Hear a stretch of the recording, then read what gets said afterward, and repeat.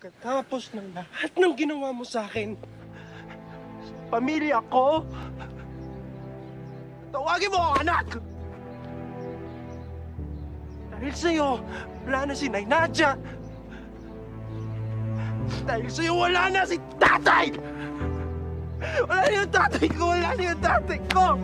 Yung totoo kong tatay! Sorry. I'm sorry. Sorry! Sorry saan? Ang dami na nangyari sa akin. Tagal ko na naghintay. Gusto ko lang malaman sino totoong tatay ko. Nasaan yung nanay ko? Ang lakas ng loob mo mag-sorry sa akin. Ang lakas. Pero yung totoo, mas ayop ka pa sa tatay mo eh.